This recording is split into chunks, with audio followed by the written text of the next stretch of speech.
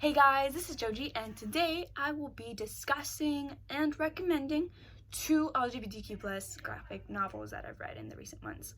One, I read just yesterday, so I finished reading it just yesterday, and the other one I finished reading a couple of months ago while I was still in school physically, and this was before the pandemic hit where I live in.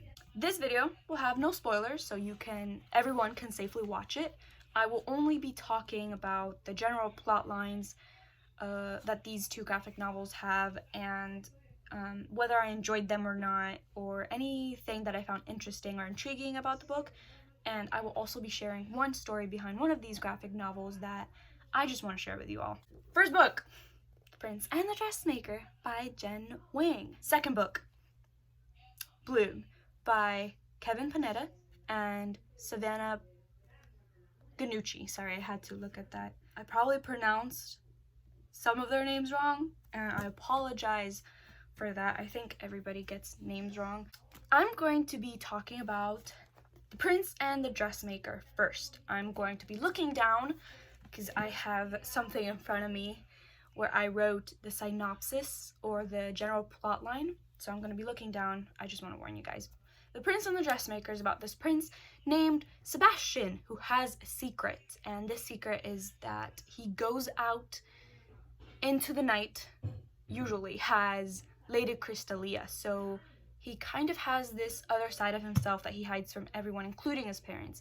And while his parents are looking for a bride for him, he is employing this amazing, talented dressmaker named Francis, who is hired to essentially make dresses for him exclusively, basically. Frances is kept a secret as well because she is making dresses for Lady Crystalia, and Lady Crystalia is a secret. Like, nobody knows that Lady Crystalia is Sebastian, so Frances is kept a secret from everyone, basically, which in time makes her doubt if she wants to continue on being Sebastian or Lady Crystalia's dressmaker, because her dream is being a known dressmaker, being a famous, successful dressmaker, if that makes sense. And you can only be that if you are recognized out in the public, which she is not, because she is kept a secret. One interesting thing that caught my attention, my interest, is that somewhere within this graphic novel, they mentioned that they use francs as a currency,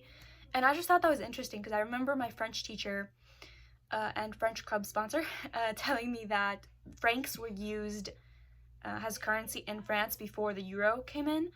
I just thought that was kind of nice, and that also made me think maybe this book is set kind of in an older time because they're using francs, and francs I think were used before the 2000s.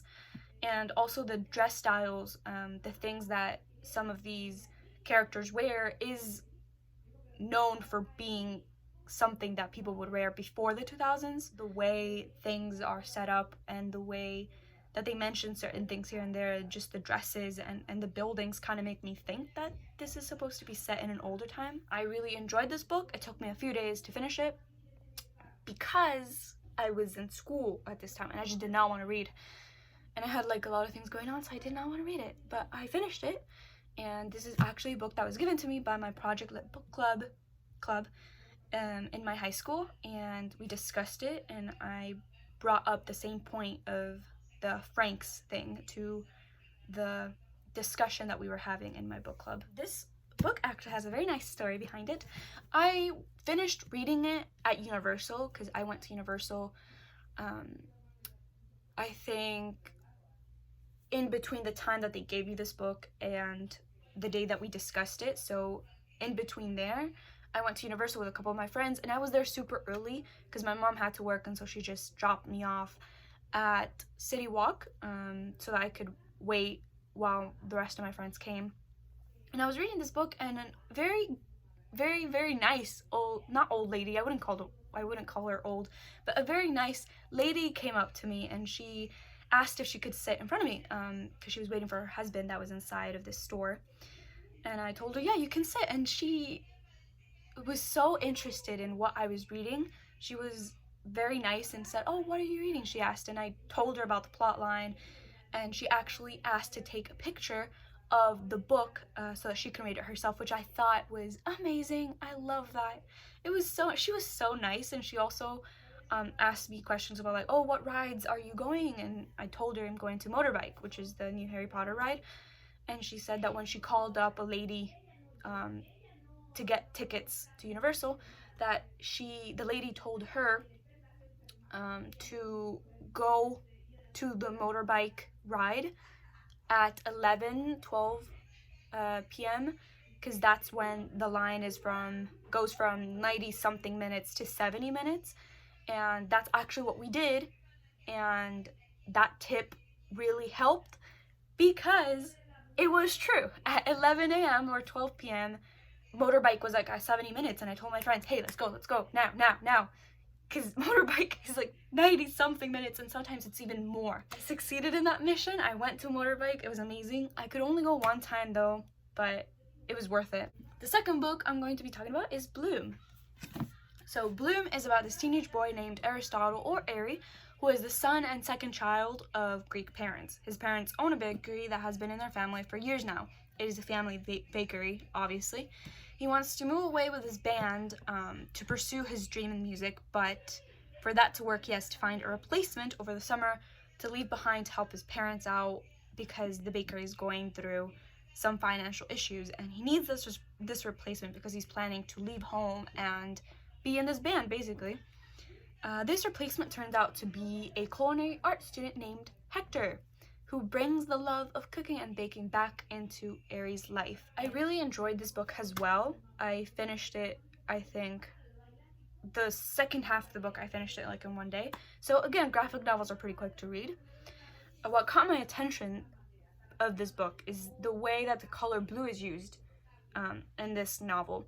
As you can see, like when you page the book, which I'm gonna do, just like when you page the book, you can tell this is a monochromatic book, if that makes sense. So the illustrations, all illustrations in this book are monochromatic. So the illustrator uses different shades of blue for the illustrations, which I love. And not only that, once I noticed and looked at the book more closely, I actually realized that the illustrator used like dots to draw some of the things. I don't know if I can like find it, but I'm gonna try. Okay, I don't know if you can see it, but I'm gonna like super close up. I don't know if you can see it, but if you find this book somewhere in Barnes & Noble or your library, just try to look over with and look very closely at how they use dots to form drawings, because you can definitely see that the illustrator uses like little dots.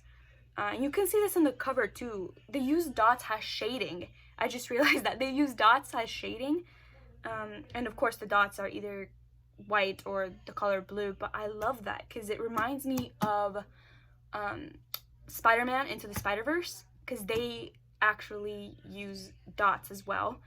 I don't know if there's a name specifically for that kind of animation, but for Spider-Man Into the Spider-Verse, I actually noticed that they use dots when someone kind of pointed it out to me, and by someone I mean a YouTube video. So that is it for this book recommendation video / discussion. I really enjoy these two books, and they are both LGBTQ+, as you can tell, obviously.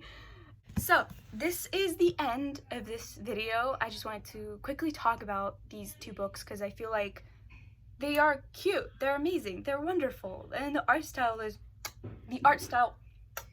it's amazing. The art style is so good in both of these books, and they're super quick as well. Graphic novels are super quick, so I just wanted to take this time for this video to recommend them to you. They're quick, they're easy to read, and they're so fun and lighthearted.